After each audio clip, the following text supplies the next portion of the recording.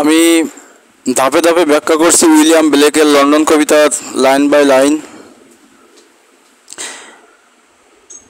স্ট্যানজা number 2, in every cry of every man, প্রত্যেক মানুষের আর্তনাদ, শহরের প্রতিটি মানুষের কান্না বা কষ্ট কবি শুনেছেন।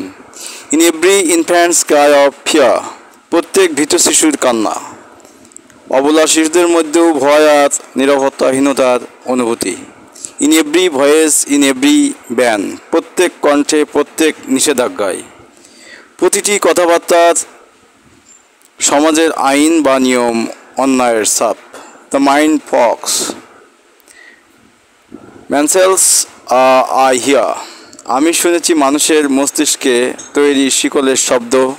মানুষ নিজেরাই নিজেদের চিন্তা আর নিয়মের জালে আবদ্ধ করেছে। তো আজ এ পর্যন্তই, পরবর্তীতে স্ট্যানজা নাম্বার 3 ব্যাখ্যা করা হবে। আল্লাহ হাফেজ।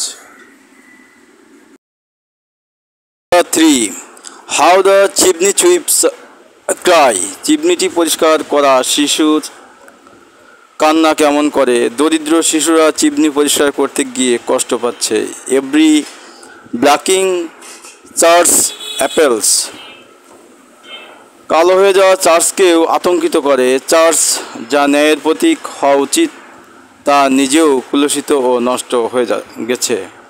And the helpless soldiers sigh, আর হতভাগ্য সৈনিকের দীর্ঘশ্বাস। সৈনিকরা যুদ্ধ আর দুঃখ ক্লান্ত ও